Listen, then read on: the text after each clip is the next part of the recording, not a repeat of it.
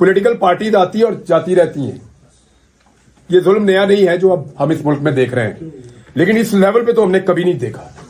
ये भी बिल्कुल एक सच है कि जो आज तरीके इंसाफ के साथ हो रहा है वो तो हमने कभी ना सुना ना कभी देखा अपनी जिंदगी में, जिस लेवल पे इनके साथ हो रहा है। फिर जो बहुत ताकतवर लोग हैं उनको मेरा मौक़िफ़ बहुत सूट किया एक वक्त में, वो भी सदके वारी जानते सन।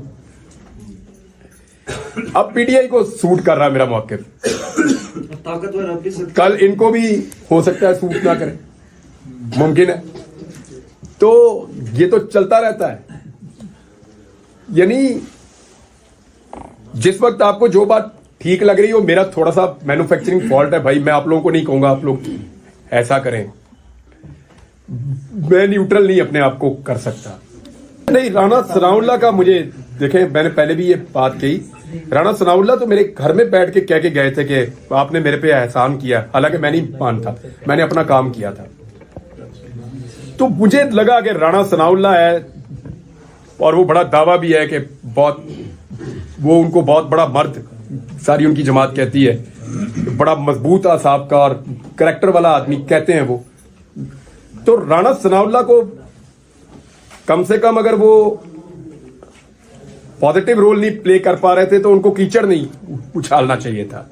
उसकी मुझे सिर्फ मायूसी हुई, बाकी सब तो मैंने पता थी किन्हें की करना है। रहीम, सबसे पहले तो मैं आप सबका शुक्रिया अदा करता हूं डिजिटल मीडिया वालों का। उसका सादा सा रीजन है भाई कि जब मैं वापस आया तो मुझे आहिस्ता आहिस्ता चीजें बताई दोस्तों ने, मेरे घर वालों ने, भाइयों ने, फैमिली ने। वो ये बता रहे थे कि मीडिया से तो आप गायब ही हो गए थे, कोई बात ही नहीं करता था। वो लोग जो दिन भर बात करते थे फिर वो भी बात नहीं कर रहे थे। मजबूरी सबकी, किसी को भी ब्लेम नहीं किया जा सकता ऐसे माहौल में।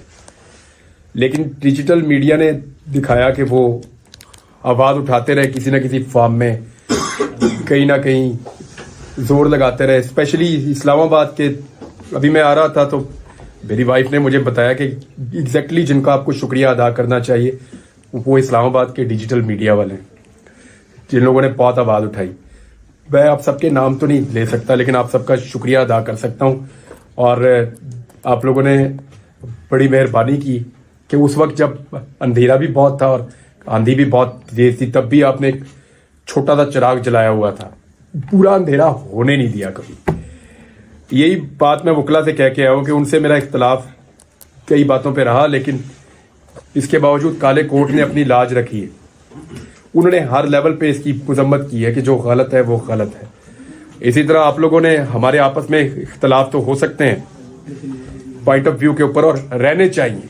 अगर हम आपस में इख्तलाफ नहीं करेंगे फिर हम फारिग हैं, फिर हम कुछ भी नहीं कर सकेंगे।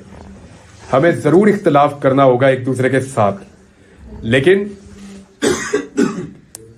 जहां पे रूल ऑफ लॉ की बात है, जहां पे हुकूक की बात है, वहां पे हमें एक मौक़िफ़ रखना पड़ेगा। तो आप लोगों ने बड़ी मेहरबानी की, आप सबका मैं दिल से शुक्रिया अदा करता हूं। और मैं स्पेशली इसी मकसद के लिए आया हूं यहाँ इस्लामाबाद में।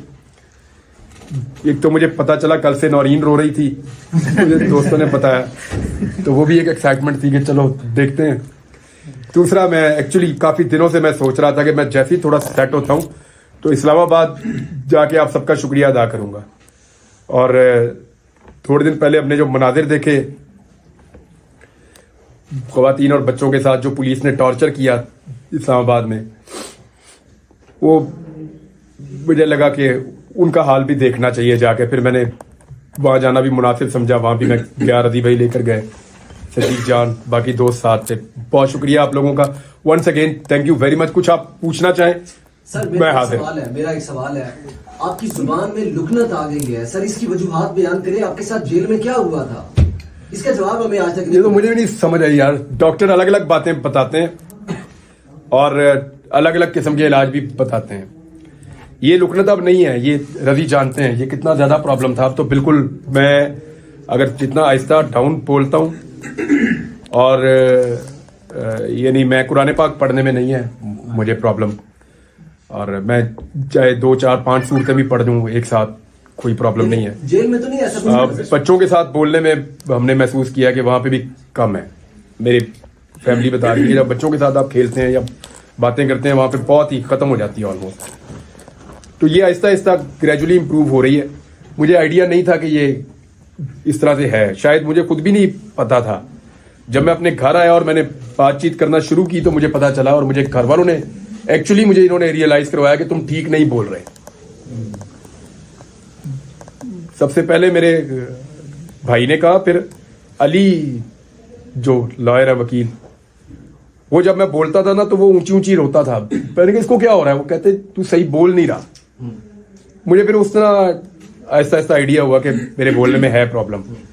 पहले मुझे इतना आइडिया नहीं था, मुझे ये तो पता था कि कुछ थोड़ा बहुत मैं डिस्टर्ब हूं या कोई प्रॉब्लम है, लेकिन फिर अभी तो काफी रिकवर है, शुक्र अल्हम्दुलिल्लाह 90% मैं रिकवर कर गया हूं। मैं थोड़ा बहुत है, ये भी हो जाएगा इंशाल्लाह, अल्लाह ताला इसको बेहतर कर देगा। सर गुज़श्ता रात सोशल मीडिया पे चल रहा है कि चीफ साहब को चाहिए कि आपको बुला के आपसे पूछें कि आपको किसने उठाया था, कहाँ रखा था।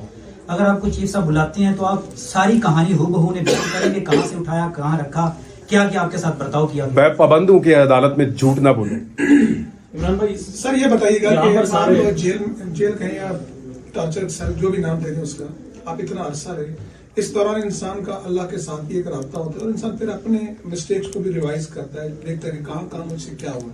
इस मजमूई नतीजे पे आप कहाँ तक पहुंचे? देखिए, आदमी ना गलतियों और सही काम, इन दो चीजों के बीच में ही अपनी लाइफ गुजार रहा होता है। तो आपको एनालिसिस करने का मौका अक्सर मिलता रहता है, कभी झटका लगने से मिलता है, कभी वैसे भी आपको मिलता रहता है। तो हर दिन आदमी को कुछ ना कुछ सिखाता है। पहले भी ऐसे ही था, यानी ये जो मैंने एक मामले पे आज भी माजरत की, ऐसा नहीं है कि मैंने कैद होने से पहले नहीं की थी, पहले भी की थी।